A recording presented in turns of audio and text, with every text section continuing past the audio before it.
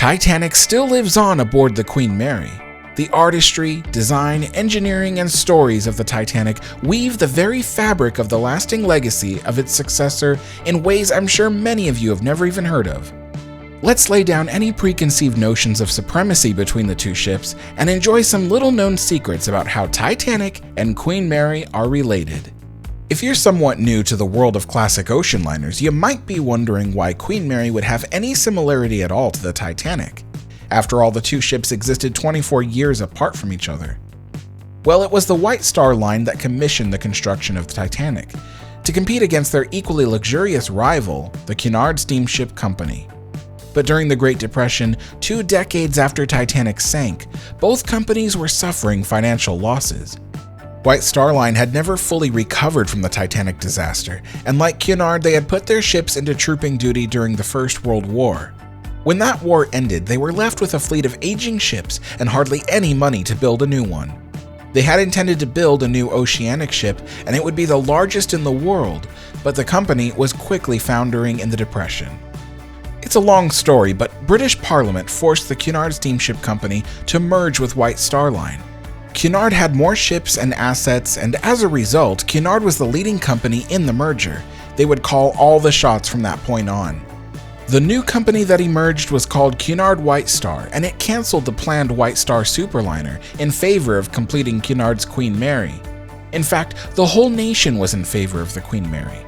The ship wasn't very far in its construction phase, and there was still time to utilize the techniques, assets, and connections of the old White Star Line to build Queen Mary. So many of the similarities between Titanic and Queen Mary are a direct result of the merger. Queen Mary is more or less a descendant of the Titanic. Let's start off with some fun statistics. Not many people realize the Queen Mary is much larger than Titanic. Titanic's length measured 269 meters, or 882 feet, and she had a width of 28 meters, 92 feet. She was 46,329 gross register tons. Compare that to Queen Mary, which measures a length of 310.5 meters, 1,019 feet. Her beam is 36 meters, which is 118 feet in width, and she is 81,237 gross register tons. The Mary has 12 decks and 2 swimming pools split between the 3 classes, while the Titanic had 10 decks and 1 swimming pool, accessible only to first-class passengers. The Titanic had a capacity of 2,435 passengers and 892 crew members for a total of 3,327 people, whereas the Queen Mary's capacity held 2,139 passengers and 1,101 crew for a total of 3,240 people. That's right, despite the Queen Mary's incredible size difference, she held 87 fewer people than Titanic.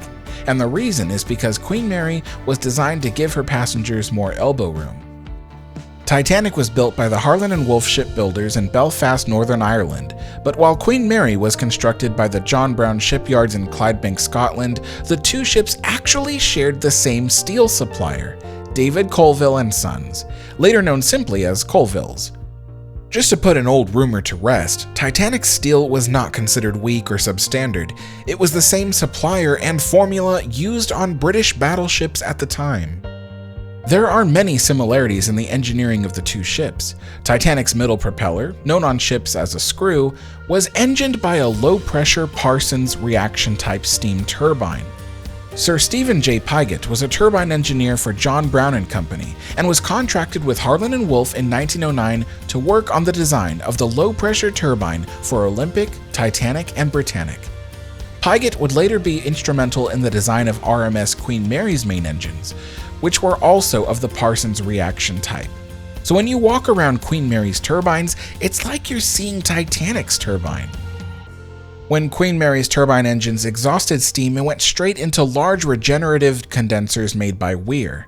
Well, it just so happens that Titanic's condensers were also Weir condensers. The two ships shared other fittings too.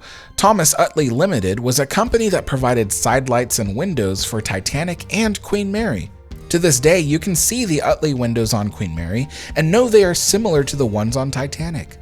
Utley even manufactured the same side light windows on Queen Mary's promenade deck, which are very similar in size and operation to the ones on Titanic's promenade deck. C. Harvey and Company of London provided the Queen Mary and Titanic with many of its decorative electric light fixtures, crafted doors, and decorative ventilation grills. Titanic and Queen Mary both featured heating and ventilation systems manufactured by Thermotank Limited of Glasgow. The company's founder would later go on to invent and patent the punkalouver in 1922, a device used all over Queen Mary for multi-directional ventilation. Both ships were fitted with warping capstans manufactured by Napier Brothers Limited of Glasgow and have identical bronze covers and identification plaques. Right underneath Queen Mary's capstans and warping machinery is the windlass room, a room filled with electric machinery that drives all the warping equipment.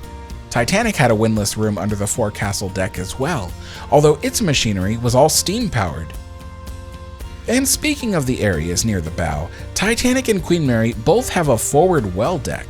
Titanic had an aft well deck, something which Queen Mary would not adopt. The well deck is a recessed deck on the bow of the ship designed to prevent large waves that ride over the bow from slamming into the superstructure.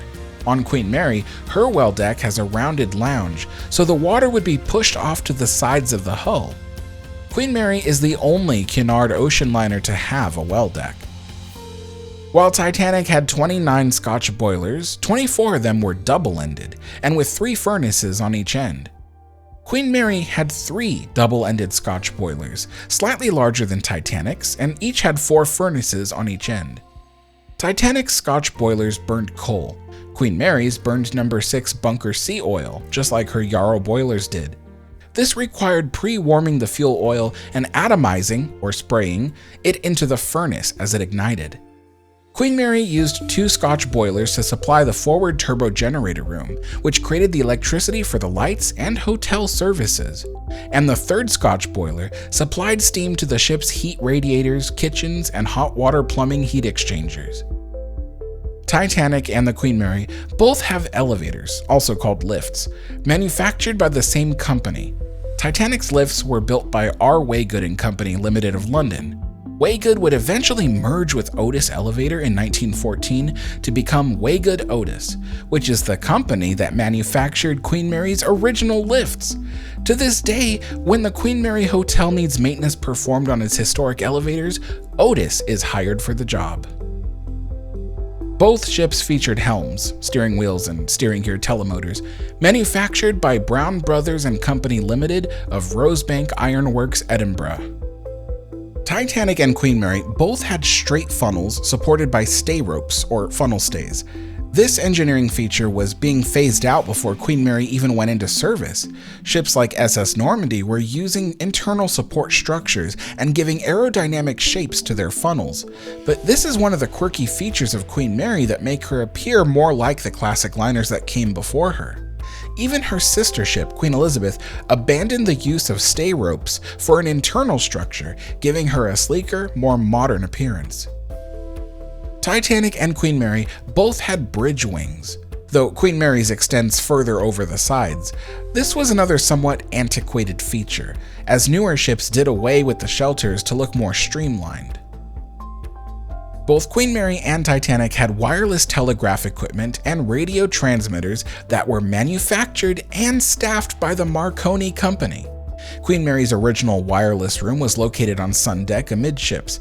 It no longer exists today, but there is a functional wireless room on sports deck for display and demonstrative purposes. The 2 masts of both ships supported the long-range and medium-range antenna wires. Because Queen Mary's radio equipment was more powerful and her long-range antenna cables spanned a longer length than Titanic's, Queen Mary was able to offer ship-to-shore radio telegraph and radio telephone communication throughout the voyage. The 2 ships also shared the same supplier of kitchen cooking equipment from Henry Wilson and Company. Although Titanic had many stoves, grills, and ovens that were heated by coal, while most of Queen Mary's cooking equipment was electric. All those coal-fired cooking apparatus is precisely the reason why Titanic's 4th funnel is not fake. It vented all that kitchen smoke. Queen Mary and Titanic also have another similarity that isn't exclusive to the two ships. They both have expansion joints. Expansion joints are separations in the upper decks of the ship, usually the top 3 decks, to allow the vessel to flex in the middle when cresting waves or plunging into troughs between swells. Without the expansion joints, the steel plates on the upper decks would tear apart. Titanic had 2 expansion joints, one between funnels 1 and 2, and the other between funnels 3 and 4. When Titanic split in half, it did so at the second expansion joint. Queen Mary has 3 expansion joints. The first one is behind the forward funnel, the second one is behind the middle funnel, and the last one is just in front of the aft funnel. Ships today don't have expansion joints because computer models can design the whole ship to flex uniformly. It doesn't necessarily mean Queen Mary isn't as flexible as modern ships, it only means that they were engineered to move differently. Let's talk about the elephant in the room, the design differences of the two ships. People look at images of Titanic's finely carved stair banisters and crown moldings and use of pristine white painted wood corridors and gold leaf ironwork and assume that compared to the linoleum and formica of Queen Mary, the Titanic must have been more luxurious. But it was the highly coveted miracle materials that gave Queen Mary its luxurious appointments. The younger generations of the interwar years weren't looking for the palatial extravagance of the Edwardian era. They loved Art Deco, a movement highlighted by its simplicity, geometric shapes, and its fantasy-like quality that displayed an optimistic yet practical future of decor. Plastics, usually in the form of Bakelite, were amazing materials. You could coat steel handrails in Bakelite, and the gloss would never wear off. The rail would never be too cold or too hot to the touch, and you could mold Bakelite into any desirable shape. Women even wore Bakelite jewelry. Plastic was also prevalent in the use of formica laminate, a highly coveted material. Back then, the quality of it was so high that you could chop vegetables right on your countertops without slicing the formica. You could put out your cigarettes on a formica tabletop and know that it won't damage anything. You could line your showers with formica because it never absorbs water. Best of all, you could order it in many different unique designs. Titanic was one of the first vessels to embrace the use of linoleum, but Queen Mary used different types of it throughout. Linoleum is made of dried linseed oil mixed with sawdust, dyes, and spread over a canvas backing. It was slip-resistant, hypoallergenic, lightweight, which is desirable for ships, durable, and biodegradable, not that that mattered in the 1930s, and by substituting sawdust for cork, you have corkoid, like the 1936 floors in the main hall. Or you could use dried rubber sap instead of dried linseed oil, and you have rub lino, which was used on the floors of the observation bar. Queen Mary used a lot of exotic wood to accentuate the ship's subtle and stately beauty.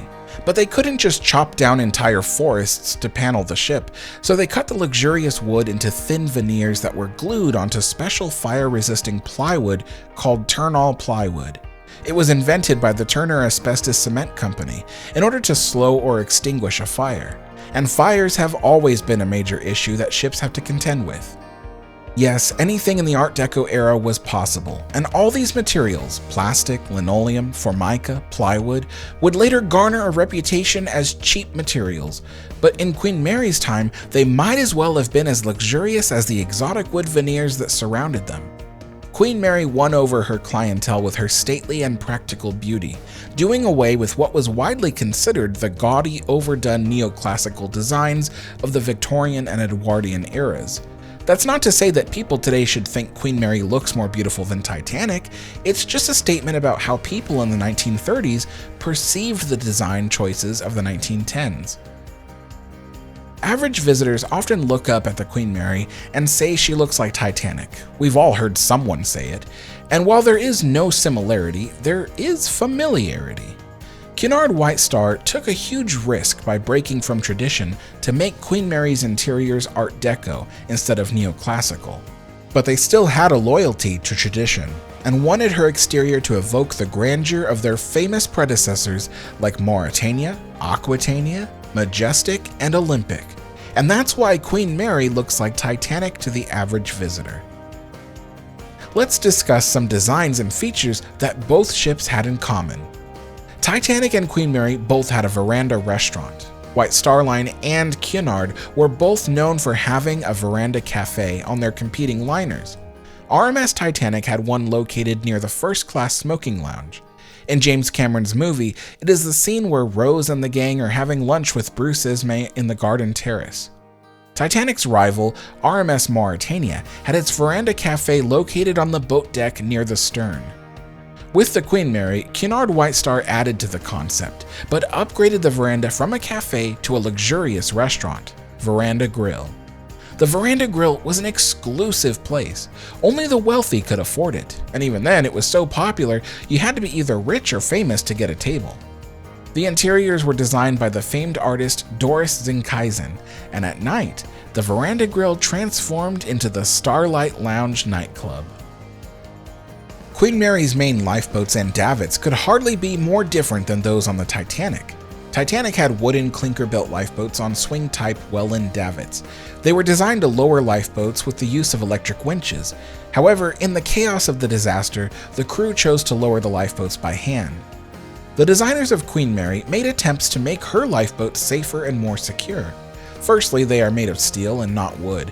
Each lifeboat was designed to carry 145 passengers, whereas Titanic's could only hold 65. Queen Mary's were all motorized with small diesel engines that could be started even in sub-zero weather conditions, and the hull of the lifeboats was designed with side tanks that forced passengers to sit towards the center, maintaining a center of buoyancy, reducing the risk of capsizing even in rough water. In fact, the lifeboats were designed to right themselves in the unlikely event of flipping. And even if there was a leak in the hull, the lifeboats had watertight bulkheads to prevent the leak from spreading. And even if the whole boat was filled with water, it could not sink because the side tanks kept the lifeboats buoyant even when fully laden with passengers. Queen Mary used gravity davits that were designed to move the lifeboat into a load-ready position simply by letting out the fall lines with electric winches. The davits could lower the lifeboat at a speed of 60 feet per minute and be operated by gravity even in the event of power failure. During the 1912 disaster, Titanic began to list to the port side as it sank, which meant that lifeboats on the starboard side that were descending sometimes got caught on rivet heads on the way down, making for a bumpy ride. Queen Mary attempted to remedy this by putting vertical ribbed bars, called sleds, on the lifeboat hulls to more easily slide down the side of the ship's steel plates in the event that the ship should list as it sinks. But here's a really crazy fun fact. So while the two ships had very different lifeboats, during World War II, to increase lifeboat capacity for the 15,000 troops on the Queen Mary at once, the ship received additional lifeboats and davits. 8 wooden clinker-built lifeboats, and 6 sets of Welland davits. That's right, the same type of boats and davits that Titanic had. Queen Mary kept only 1 wooden clinker-built lifeboat and 1 Welland davit after the war, and brought them with her to Long Beach in 1967. It was removed during her conversion to a hotel, but I'm not aware if the lifeboat or davit still exists somewhere. When RMS Olympic retired, Queen Mary received just 2 of her wooden benches, and they were placed on the aft second-class deck tennis court. They remained there even after the ship came to Long Beach. Queen Mary may still have those 2 benches in storage somewhere, benches that were on RMS Olympic since 1911, and are the same exact kind that were all over the outer decks of Titanic. Both Queen Mary and Titanic had a Turkish bath. Turkish baths peaked in popularity in the early 20th century. Titanic's went for a fully decorated Turkish design, whereas Queen Mary's embraced the simplicity of tile work. It wouldn't be a stretch to say that Titanic's Turkish bath was much nicer to look at. Both ships even featured some of the same treatments, such as the electric bath, which was actually similar to a tanning bed, but it used ordinary light bulbs. Back then, people thought regular incandescent bulbs had therapeutic properties. On the Titanic, after men enjoyed their therapies, they could go for a dip in the swimming pool, and it was the same thing for Queen Mary. A door gave people access from the Turkish bath right into the balcony level of the swimming pool room. Even one of the elevators had a rear door for accessing the Turkish baths and swimming pool. Queen Mary's Turkish bath, however, offered something Titanic's didn't: ultraviolet and infrared irradiation therapies, and also diathermy. The similarities between the two ships don't end with just engineering and design. There are the stories of crew who had their own Titanic experiences. In 1936, Queen Mary's pool instructor was a man named Charlie Andrews. He had been a steward on Titanic when it sank. He helped passengers onto their lifeboats and was in the middle of handing out life jackets when the deck beneath his feet submerged into the frigid waters of the Atlantic. He was found floating with one of the life jackets. He had a high-pitched voice due to trauma from shock and cold and was made fun of by other Queen Mary crew. He was one of 6 Titanic crew survivors who worked aboard Queen Mary in those early years. Joseph Boxhall was serving as 4th officer on Titanic. He managed to survive the disaster. His lifeboat was the first picked up by Carpathia. In 1937, he was the senior 1st officer on Aquitania and later served the same rank on RMS Queen Mary. He was good friends with Captain Harry Graddage of Queen Mary, and he also was the last surviving crew member of Titanic. Then there was the 2nd officer, James Bissett, serving aboard RMS Carpathia while it rescued Titanic survivors. Bissett would later command RMS Queen Mary under the rank of Commodore. Commodore Bissett not only served the Merchant Navy during the First World War, but his service aboard Queen Mary happened during the Second World War. 4th officer serving aboard RMS Carpathia while it rescued Titanic survivors was Robert F. Irving, who later commanded Queen Mary under the rank of captain and then Commodore. Commodore Irving is surrounded by many interesting stories of his time aboard Queen Mary. He was the first master of the ship who managed to dock her in New York entirely without the use of tugboats, since there was an ongoing strike. No one thought such a huge ship could maneuver so carefully up to the pier, but Robert Irving did it, and he was also instrumental during the Jewish diaspora in the days leading up to World War II. Under his command of the Queen Mary, he helped thousands of refugees flee Europe, even famously holding the ship for an additional 6 hours in Cherbourg, while a Jewish family managed to free themselves from the German Gestapo. There are also a lot of random fun facts that tie the history of Titanic into the history and legacy of the Queen Mary. Titanic and Queen Mary both had 2 of the same silverware dishware manufacturers, Elkington Silver Company and Goldsmiths and Silversmiths. The electric fans that are still on display in Queen Mary's stateroom cabins are the exact make and model of those installed on Titanic. The model is called the Clyde Cabin Fan, manufactured by Verity. The company did not make any changes to the fan in the 24 years between the 2 ships. Edward Wadsworth was part of the team that designed the wartime Dazzle color scheme for RMS Olympic, Titanic's older sister. Wadsworth would go on to paint 2 images for RMS Queen Mary's first-class smoking room, which are still displayed there today. Throughout Queen Mary's service, the stewards on the ship wore White Star Line flag lapel pins because Cunard advertised White Star service. They also flew the White Star Line flag on the aft mast. To this day, Cunard still has its crew wear White Star Line pins and patches. As you can see, so much of RMS Titanic's history and legacy are preserved here aboard the RMS Queen Mary. They came from essentially the same company and were built with many of the same suppliers, manufacturers, and engineers. They shared fittings and decorations, machinery, and crew. The destruction of Titanic and the subsequent fatalities of all those innocent people sparked the incredible improvements to the safety of life at sea, not just for the Queen Mary, but for all ships. And though the original Titanic slowly disappears at the bottom of the North Atlantic, you can experience quite a bit of it aboard her successor in Long Beach, California. I had the incredible honor of collaborating with Queen Mary's museum curator, Caterina Capaldi, as she and her team worked to design a new Titanic lecture tour that not only takes you around the ship to view artifacts of Titanic, but also to see many of the similarities and differences mentioned in this video. The tour will be led by the museum curator, Caterina, and I just want to clarify that I'm not part of the tour. I simply helped provide some information. You can get a 20% discount on the tour price when you book online using the code ALEX20. Information about booking the tour is in the description below. If you enjoyed this video, be sure to like and subscribe for more history, and I'll see you all next time.